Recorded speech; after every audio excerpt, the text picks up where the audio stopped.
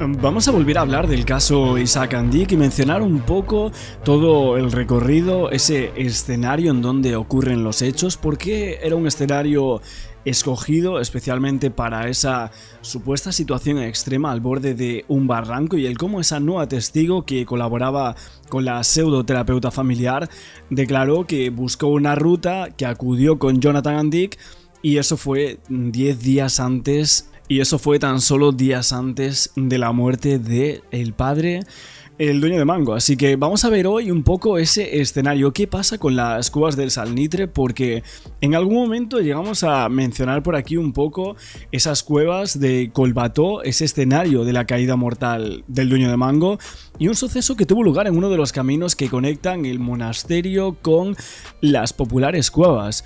Pero hay un montón de hecho, esto está ubicado en pleno Parque Natural del Macizo de Montserrat, del que también había adoptado la denominación, un sistema de grutas que albergaba más de un centenar de cuevas en su interior, y de todas estas solo estas permiten un paso subterráneo de 400 metros de longitud que está adaptado para las visitas turísticas. De hecho, bueno, hay un portal de la web oficial de la localización.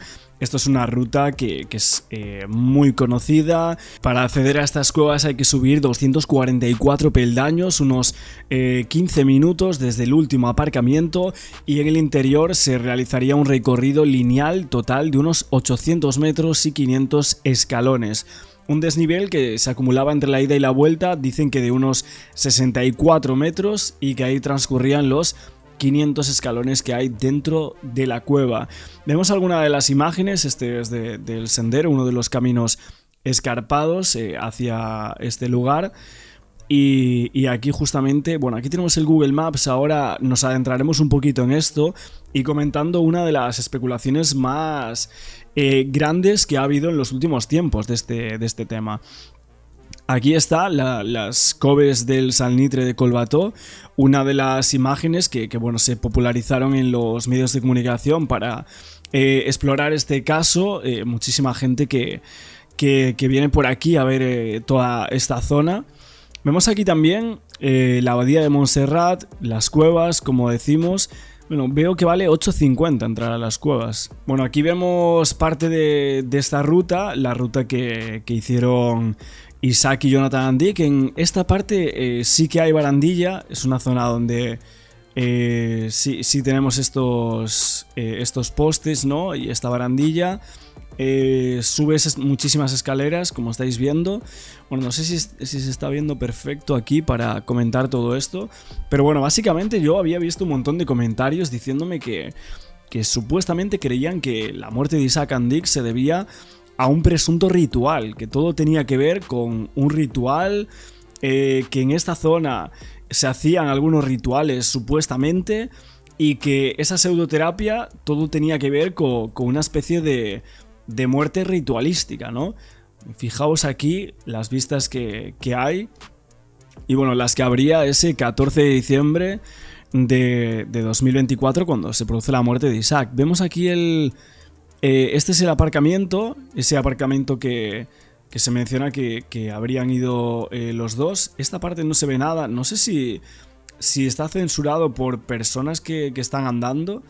Pero me parece raro que... Bueno, al principio en el caso se hablaba muchísimo de baja visibilidad, que Isaac Andic podría haber pisado mal porque no se veía bien, porque era de noche, pero esto choca frontalmente con los hechos. En realidad la caminata la hacen a las 12:30 de la mañana.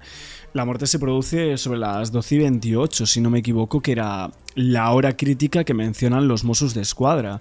Entonces, ese no sería un factor. De hecho, esto sería un factor de prueba indiciaria en contra del hijo, según la jueza. O sea, ella expone que le parece muy raro que el hijo quiera ir sobre las 7:30 de la mañana. Incluso habría mensajes entre ellos de Isaac diciéndole a las 7 de la mañana: no quiero ir un poco más tarde, ¿no?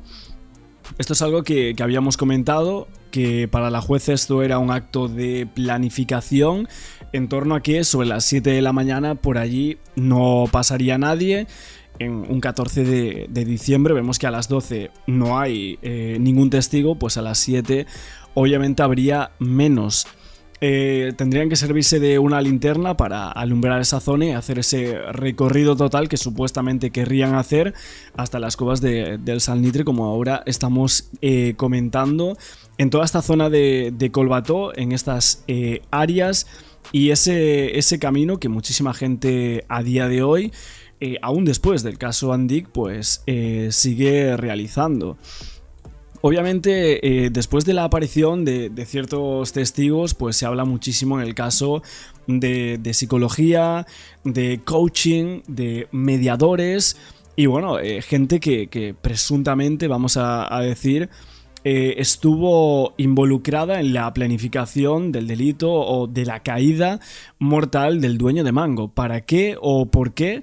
Esta sería una de las preguntas que tiene que hacerse también los investigadores, y vamos a ver cómo confeccionan todos los atestados policiales, los Mossos, para remitirlos a la instructora del caso, con la aparición de las declaraciones de esta nueva testigo que acude a comisaría un día antes de que Julia comparezca ante la jueza de Martorell, que esto es un punto que creo que no comentamos mucho, pero supuestamente esa testigo, esta intérprete, acude a comisaría antes de que la pseudoterapeuta vaya a declarar.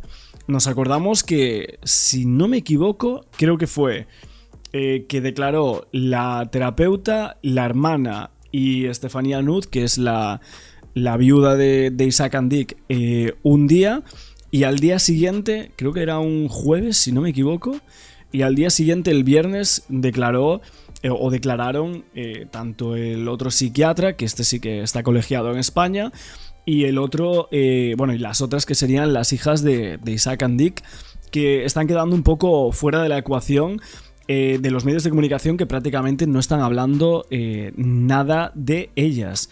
Vamos a ver en tele qué más nos cuenta en estos programas de televisión acerca de este misterio en torno a las cuevas y esa caminata que dieron padre e hijo aquel día. Tenía como objetivo hablar del futuro de Jonathan, que padre e hijo intercambiaron mensajes antes de la excursión y que la terapeuta de la familia había estado en Collbató en menos de 2 semanas antes de la caída mortal. 2 días antes de morir, Isaac Andic mandó esta publicación a Jonathan por una red social.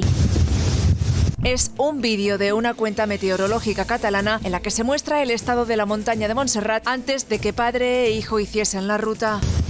A lo que Jonathan responde: ¡Wow! ¡Qué bonito! Aunque eso debe ser la cima y nosotros haremos la base.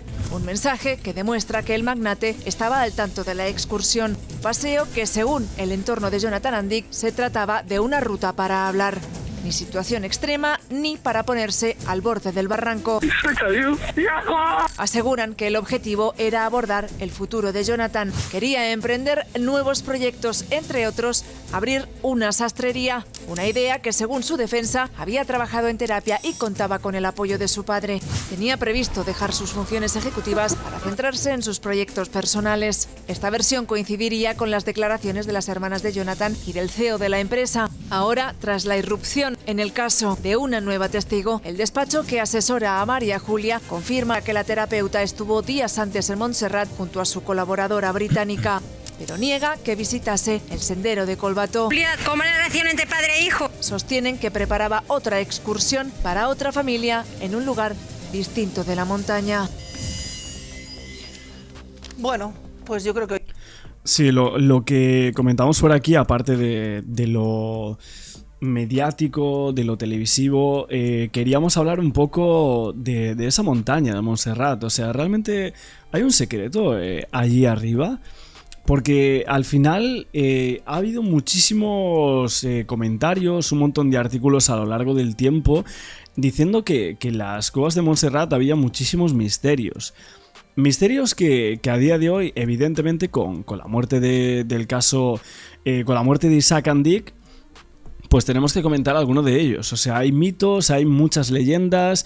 Es un sitio en donde vemos como ese lugar es un viaje al origen del culto a la Moreneta, la consagración como patrona de Cataluña. Es un epicentro de ese foco de peregrinaje donde se funde la religión con la montaña. Y el monasterio de Montserrat, de hecho, se construyó gracias al peregrinaje de la gente en la Santa Cueva.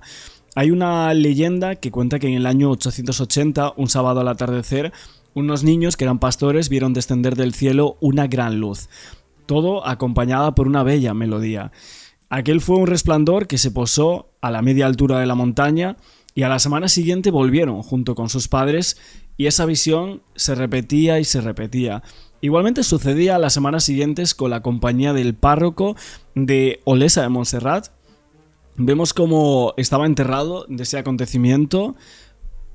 Vemos cómo estaba enterado del acontecimiento, se presentó un obispo de Manresa y fue entonces cuando encontraron una cueva en la que hallaron la imagen de Santa María. Hay algunas imágenes que podemos ir mostrando por aquí. No sé si estáis viendo. Esta es una de las muchas imágenes. Esta es otra más, esta visita a Montserrat. Algunas de las imágenes que mostraban en estos medios de comunicación, básicamente en la leyenda que os contaba, intentaron trasladar en procesión a Manresa, pero ese intento fue infructuoso y luego les hizo entender la voluntad divina. Una imagen que es venerada en la montaña de Montserrat. Y es a través de justo este misterio que os estamos contando cómo se da origen al culto de la Moreneta y luego la consagración como patrona de Cataluña. Este hallazgo convirtió este lugar en centro de peregrinaje y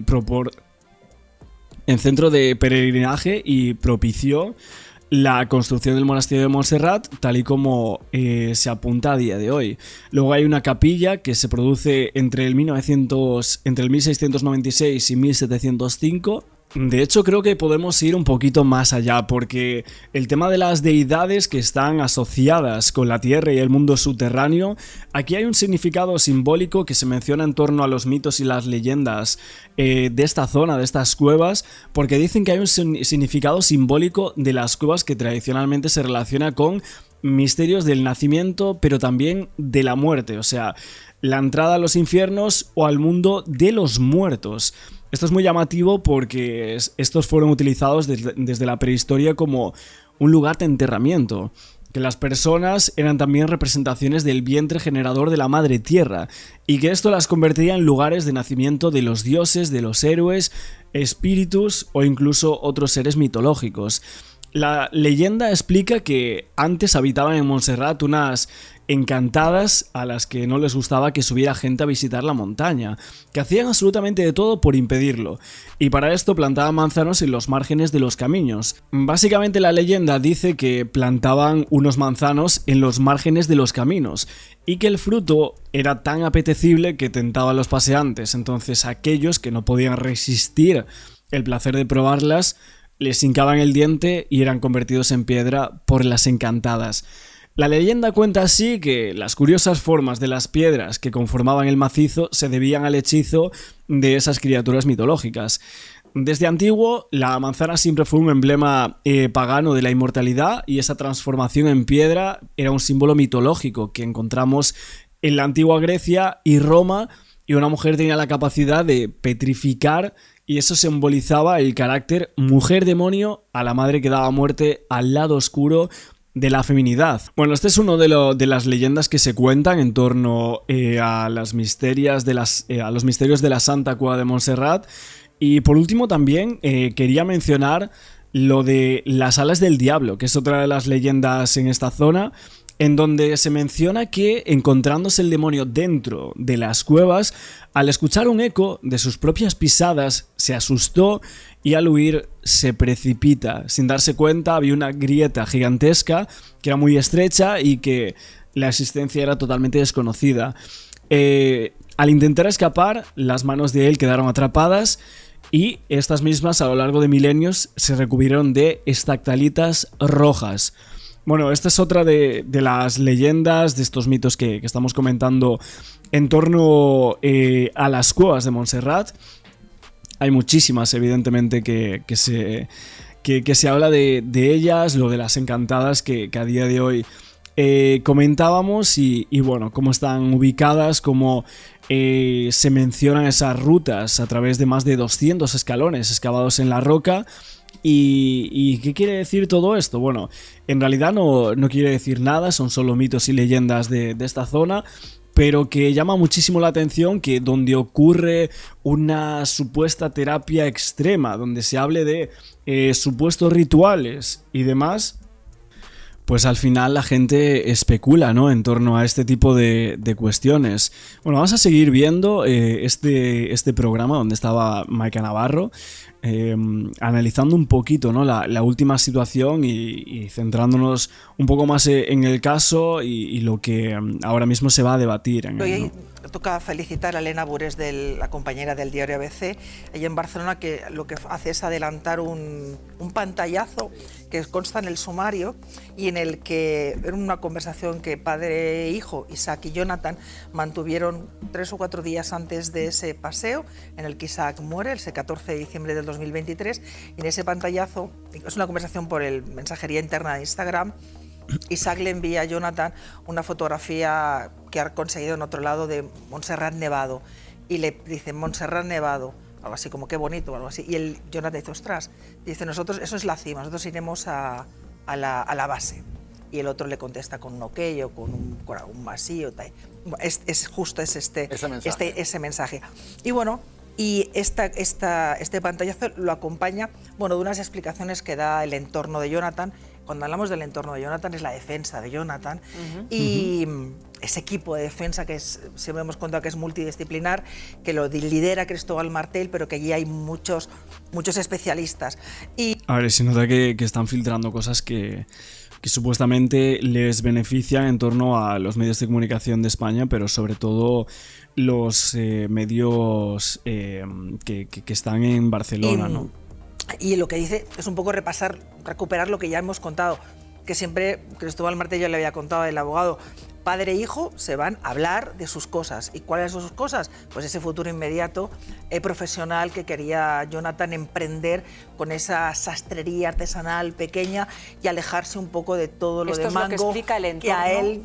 Bueno, ya se había explicado que ese era el objetivo de ese paseo padre-hijo, hablar de sus cosas. Que además aquí sí que necesito que me expliques un poco en qué situación está quedando. La tenemos que llamar terapeuta porque es como la conocemos todos, ¿vale?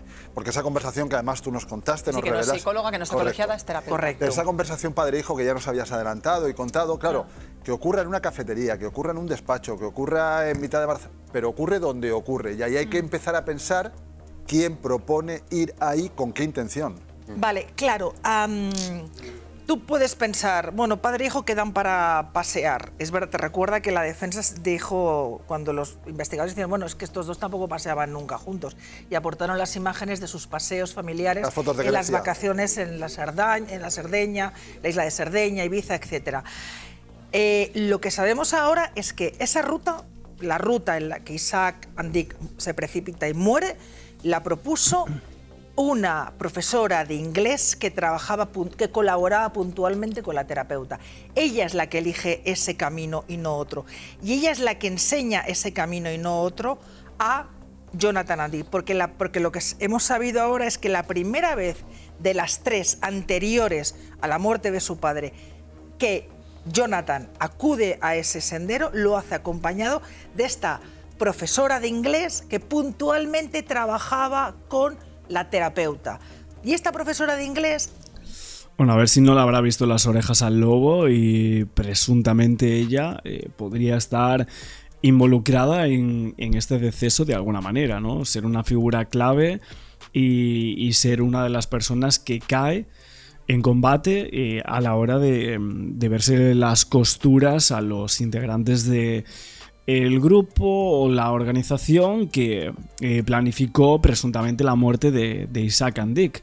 Veremos cómo lo manifiesta la juez en sus nuevos escritos, en los informes de los investigadores, pero suponemos que aquí se van a explayar en torno a un acto planificado entre varias personas. Es lo que creo que vamos a tener, ¿no? de nueva información en las próximas semanas. En ese paseo con Jonathan, esa propuesta de la terapeuta, y es ese paseo de los dos, profesora parecer, Maika, y Jonathan, terapeuta y traductora, estuvieron 13 días antes, el Sí, 1 de diciembre. pero no en ese camino. No en ese camino. Pero No, en el no, escenario, sino en la la zona. foto. Pero hay forma de demostrar que no era ese camino. O sea, vale, sí, ella dice que no era el mismo camino, pero ¿hay alguna forma de demostrarlo eso? Porque sí, ella puede decir misa, pero allí estaba y con la misma persona, con la misma que luego dice que fue allí, que ella organizó aquella ruta y que era de la mano de esta señora, de esta pseudoterapeuta. Es que es todo muy raro, evidentemente, y que le dijese, no, es que me tienes que encontrar un sitio que sea extremo para realizar esa pseudoterapia. Lo que creo es que aquí en realidad hay una... O sea, pienso que sí que hay esa planificación de la cual habla la jueza, pero creo que el sitio está medidamente escogido. O sea, el escenario es lo que estábamos hablando a día de hoy. No creo que sea ningún tipo de casualidad y por eso el misterio inquieta muchísimo más a todo el mundo que seguimos este caso a día de hoy, ¿no? Es que esta profesora, esta figura es una profesora de inglés que es una profesora de inglés, porque no es intérprete, porque si hubiera sido intérprete, ella en sus declaraciones las hubiera hecho en castellano, si es intérprete, porque tiene dominio del castellano, y en cambio declaró en inglés, que eso provocó que las traducciones y tal hicieran que al día siguiente le tomaron declaración a la terapeuta en los juzgados y ni la fiscal ni la jueza pudieron pudieron aportar los datos, que no estaba la traducción porque la hizo todo en inglés. Ella trabajaba puntualmente con la terapeuta para aquellos pacientes que eran de habla inglesa, el inglés como... Entonces, determinados ejercicios, prácticas, pues ella, la terapeuta, prefería que los dirigiera esta mujer en inglés. Esta mujer además lleva años viviendo en Barcelona y le gusta hacer rutas por la montaña, conoce muy bien la montaña y mucho antes que a Jonathan, ella, la terapeuta le dice, búscame un sendero, una ruta donde haya algún punto así de riesgo porque quiero enfrentar a un paciente. Pero te hablo de otro paciente, era un tipo que tenía unos problemas de creo que era una psicopatía diagnosticada y esta mujer no sé en qué le estaba ayudando. Pero bueno, le da ese encargo. Y hay un momento que dice la terapeuta a esta profesora de inglés, mira, tengo otro paciente, Jonathan Andy, quiero que le acompañes a esa... ¿Verdad que tenías esa ruta seleccionada? Es que quiero que le hagas una confrontación, que le pongas al límite... la metáfora de matar al padre. Bueno, ahí eso no... En esa conversación eso no aparece.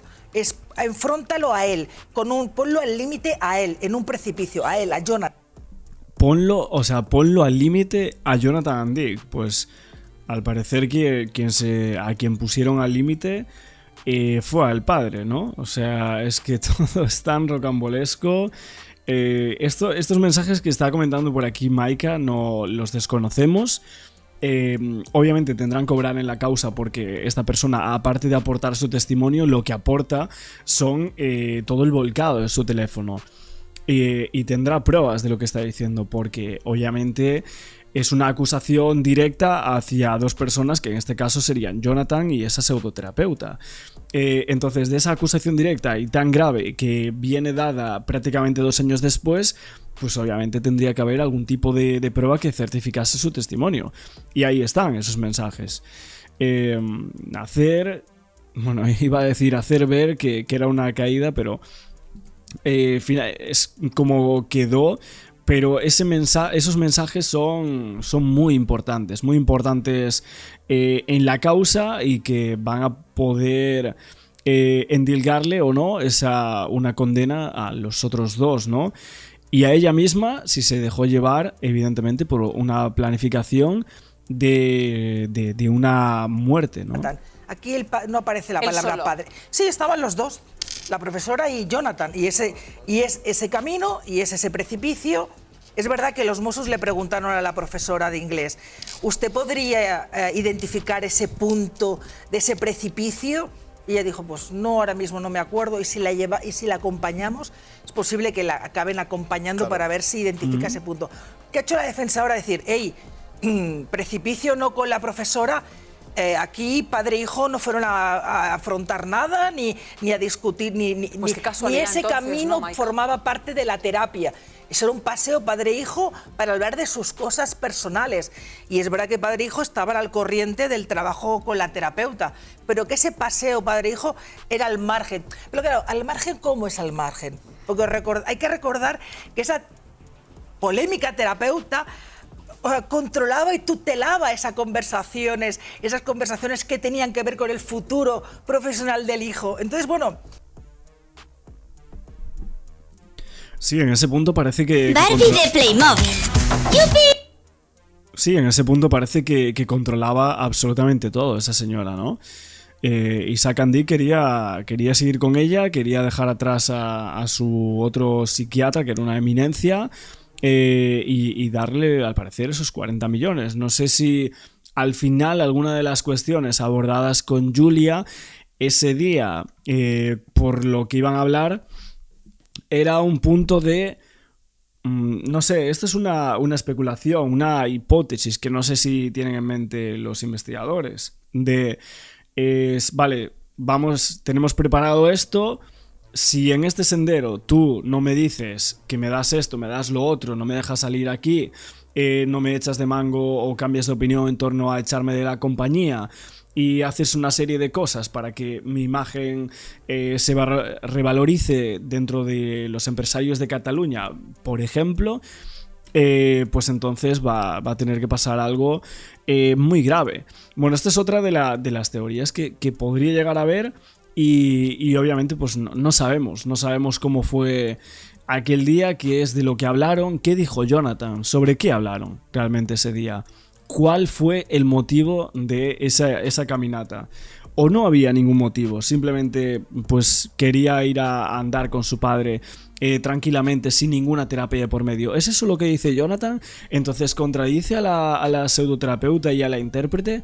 Es que hay muchas preguntas sobre eso. No, porque estamos hablando de una mujer que le dice al padre: hay que darle 40 millones de euros. Tienes que ayudarle a montar sus propios negocios. ¡Ostras! Entonces, tú estás ahí metiéndote... Por no hablar del mensaje, Maika, que consta pero ya en las actuaciones, en las diligencias, cuando deciden que eso ya no se va a hacer más, y le manda el mensaje a la profesora de inglés diciéndole: no sea que la próxima sea yo. Bueno, es que eso... Y hay unos cuantos más... la profesora de inglés y la terapeuta acabaron como el Rosario de la Aurora, acabaron mal y ahora no se hablan. Pero en esas primeras semanas, después de que se conoce la muerte de Isaac Andy, las conversaciones entre ellas... eran fluidas. Son... explosivas. Bueno, claro, ponen un aprieto a... Llevar a una persona al límite de un barranco no era una buena idea. ¿Cómo? ¿A quién pone un aprieto? ¿A Jonathan Andy? Esas conversaciones. Sí, no hay que olvidar que esta terapeuta, que no está colegiada al parecer, o que tiene dificultades, estuvo muy cerca de la imputación. Estuvo muy cerca de la imputación yo creo, opinión personal, que no ha sido imputada por el testimonio de la profesora de inglés. No se conocía en ese momento. Pues claro. No se conocía. La verdad que es una barbaridad el cómo... es que en un caso así, cuando hay una muerte en extrañas circunstancias y hay todo este, vamos a decir, englobado de testimonios de personas que presuntamente podrían ser imputados, etc. Y bueno, mensajes donde se ven cosas raras, donde se habla de planificación, como hoy tenemos que hacer también, hablando de mitos y leyendas en torno a las cuevas del Salnitre. Creo que este tipo de cosas, en casos en donde hay una muerte rara, pues creo que son bastante relevantes de analizar. Yo no sé vosotros qué pensáis de todo esto. Enorme. Me quieren ver. Lo que mejor va a bajar, Paco.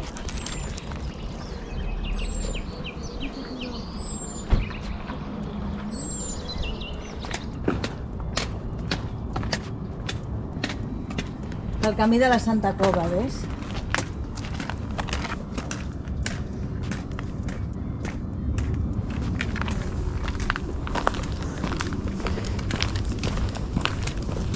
El paseo de los Andic por Montserrat tenía como objetivo abordar los planes de futuro de Jonathan, según aseguran fuentes de su entorno. Con ello, niegan que la intención fuera someterse a una situación extrema o exponerse al borde de un barranco, como había sostenido una nueva testigo, colaboradora de la terapeuta familiar Julia L. 2 días antes del suceso, el empresario envió esta fotografía a su hijo a través de Instagram, en la que podía verse la montaña nevada. Jonathan respondió: "Qué bonito, eso debe ser la cima, nosotros haremos la base". Desde el entorno de Jonathan sostienen que este intercambio de mensajes demuestra que se trataba de un paseo normal, durante el cual ambos pretendían hablar, entre otras cuestiones, de sus planes de futuro. Además, aseguran que los mensajes intercambiados acreditan que la ruta fue propuesta por el equipo de la terapeuta y quizá conocía tanto el recorrido como el motivo del paseo. La intención de Jonathan era emprender nuevos proyectos al margen de la compañía, entre ellos la creación de una sastrería. Se trataba de una iniciativa que le ilusionaba especialmente y que contaba con el respaldo de Isaac. Jonathan tenía previsto abandonar toda responsabilidad ejecutiva en Mango para mantenerse únicamente como consejero y dedicar su tiempo a sus propios proyectos. La muerte de Isaac Andic, el fundador de la marca española de moda Mango, sigue sin resolverse, pero estos días hemos visto quizás más de lo que deberíamos. Esto, no sé, Jesús, suele suceder en otros casos, que se filtre lo más íntimo. Precisamente por ser casos mediáticos, la atención nuestra pues también es más intensa, ¿no? Y eso hace pues que la información fluya, porque recordemos que si esto va a juicio, será juzgado por 9 ciudadanos. Con lo cual es importante para las partes que establecer un cierto relato, ¿no?, de cara a que ese ciudadano que va a ser juez, cuando llegue el momento, pues tenga una cierta noción sobre el caso. Claro, es que los que estamos fuera de todo este universo y estamos siguiendo el caso, hemos ido viendo esa construcción de relato. Después de esos mensajes de texto, aparece la llamada que hizo Jonathan Andic al 112. A mí me impresionó escucharlo, y en ese estado de desesperación en el que él pide ayuda. Pero sí que ayuda a esa construcción del relato a que, como mínimo, se instale la idea de que en ese momento él estaba muy mal, desesperado, pidiendo ayuda. Entonces ese relato ya se ha ido cebando. Y ahora es cuando os pregunto: ¿qué nos pasa? ¿Es culpa del público? ¿Somos nosotros los que estamos buscando, pidiendo detalles morbosos que llegan hasta la cocina de la relación de 2 personas? Encerra 1 hora y cuarto.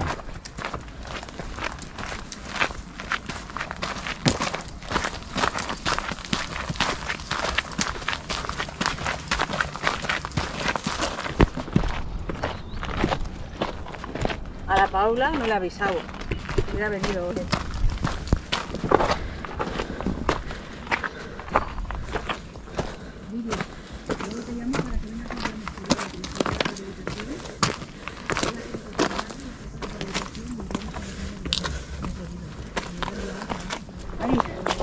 ¿Cómo va a afectar a Mango la crisis reputacional por la muerte de su fundador? Pues paradójicamente la cadena textil ha seguido creciendo pese a la situación que envuelve a lo que es la compañía. Mientras los titulares absorbían todo lo que era la investigación judicial, la cadena pues ha seguido creciendo y expandiéndose hasta conseguir resultados récord. En el último año, en 2025, sus ventas aumentaron un 13% hasta rozar los 3.800 millones de euros en el primer año sin su fundador.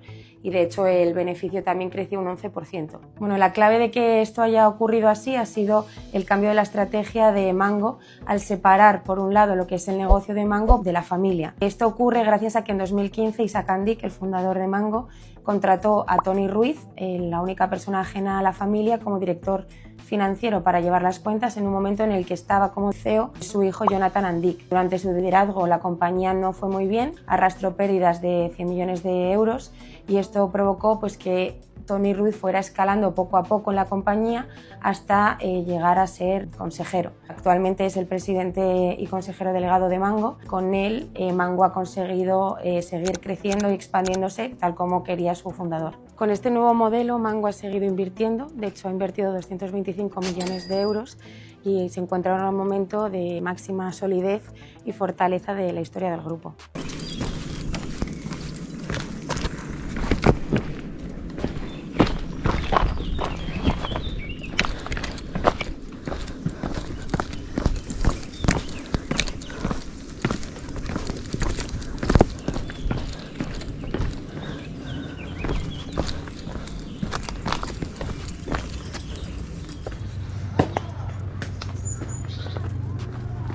Ahora vamos para las coves de Salmitre, 50 minutos.